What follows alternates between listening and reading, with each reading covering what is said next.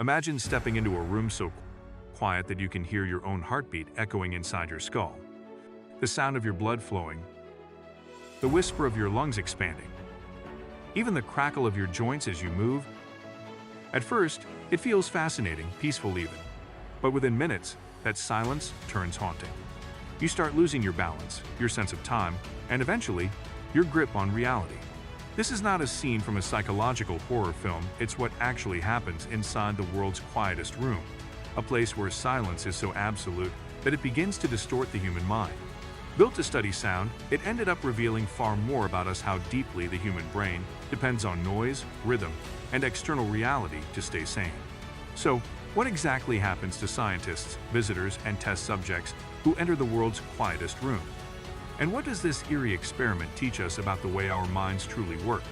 Let's step inside and find out. The birth of silence. Why the room was built. The world's quietest room is officially known as an anechoic chamber, a space designed to absorb every trace of sound. Anechoic literally means without echo.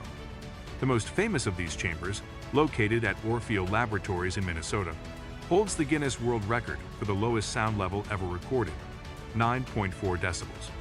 To put that into perspective, normal conversation registers around 60 decibels, a quiet library around 30, and even the softest human whisper is roughly 20 decibels. 0 decibels marks the threshold of what the human ear can detect. But inside the world's quietest room, the sound level is below that, so silent that the human body itself becomes the loudest thing you can hear. Originally, this chamber wasn't built to torment minds or conduct psychological experiments. It was designed for scientific precision, to test microphones, hearing aids, spacecraft equipment, and electronics in a completely controlled acoustic environment. Every wall, ceiling, and floor is lined with thick, wedge-shaped foam panels that absorb sound waves from all directions. The entire room is suspended on vibration-isolating springs, preventing even the faintest tremor from entering. Yet, what began as an engineering marvel quickly turned into a psychological mystery, because when humans entered, something entirely unexpected started to happen. The sound of yourself. When silence becomes too loud for the first few moments inside the chamber, people often describe an overwhelming feeling of calm, the kind of silence you never experience in daily life. But that peace doesn't last long. Within minutes, you begin to hear things you were never meant to hear, your body itself. In total silence, your ears adapt by amplifying internal noises. Suddenly, you become hyper-aware of every beat of your heart. You hear your stomach gurgle, your joints crack, your saliva move down your throat. Some even report hearing the blood pulsing in their brain. The sensation is so foreign that many people describe it as loud silence, a paradox where the absence of sound becomes deafening. As minutes pass, the human brain, which constantly expects background noise, begins to panic.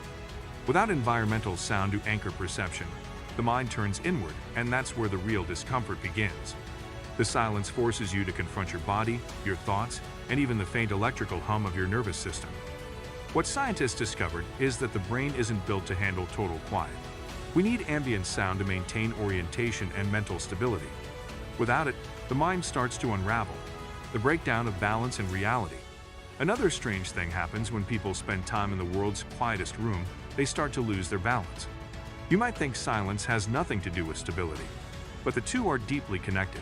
Normally, we unconsciously use sound to navigate space. The tiny reflections of footsteps, breaths, and environmental noises tell our brain where we are. Inside the anechoic chamber, there are no echoes, no feedback at all. So the brain struggles to orient the body, leading to dizziness and disorientation. People report feeling as if the room is tilting or that the floor is soft beneath their feet. Tests have shown that after just 20 minutes, some individuals start staggering, unable to walk straight. Without sound as a spatial guide, the brain's inner compass begins to fail. Scientists who tried staying inside for extended periods found themselves hallucinating movement, shapes, and even phantom sounds. One researcher described it perfectly. You don't realize how much you use sound until it's gone. In silence, your brain starts inventing its own. This is the first major clue the chamber revealed. Our sense of balance and perception isn't just visual, it's acoustic. We see with our ears as much as with our eyes. The psychological collapse.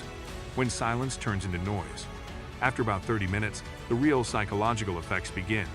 The brain, desperate for input, starts generating sensations and sounds of its own. People inside report hearing faint whispers, soft footsteps, or distant rustling that doesn't exist.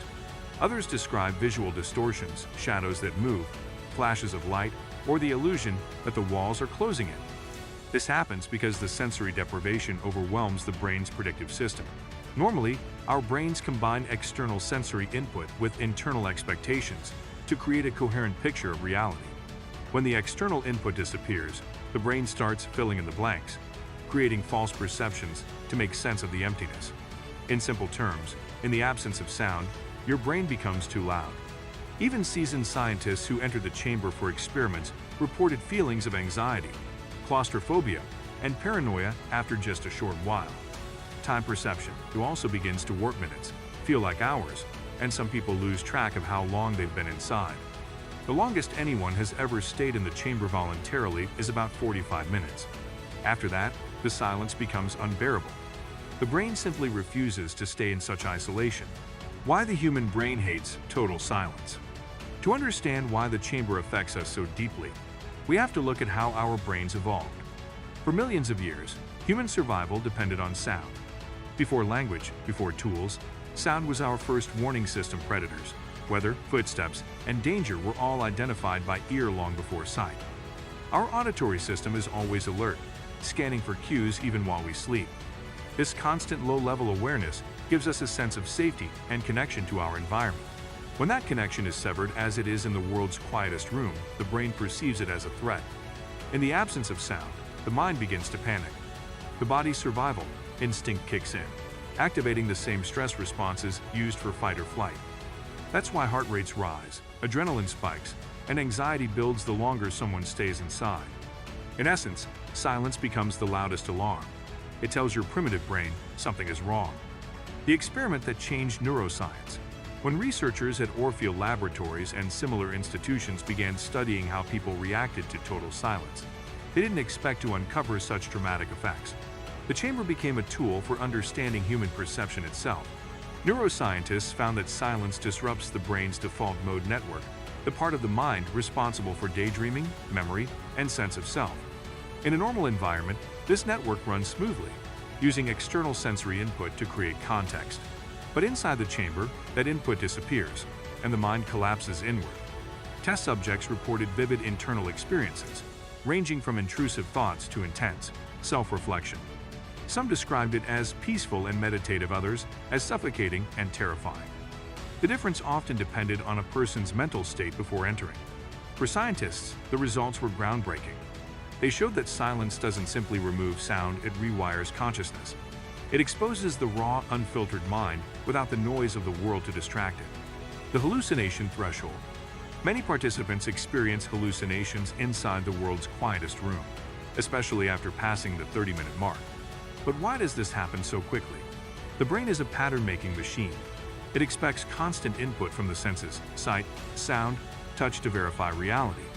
When deprived of one sense, it starts creating artificial feedback. In silence, auditory hallucinations are common. You might hear faint tones, voices, or noises that aren't real. In extreme quiet, the brain may even trigger visual hallucinations. With no sound to guide attention, imagination takes control. You might see flickers of light, sense movement, or feel that someone else is in the room with you. Interestingly, these effects mirror symptoms of sensory deprivation experiments used in psychology. It's not madness, it's adaptation.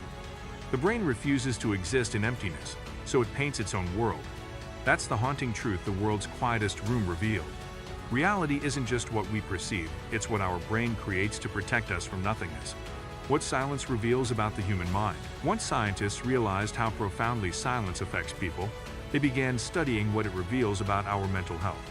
Surprisingly, the same conditions that make silence unbearable for most people can also be therapeutic when controlled carefully. Some meditation experts and monks have trained themselves to endure and even embrace deep silence.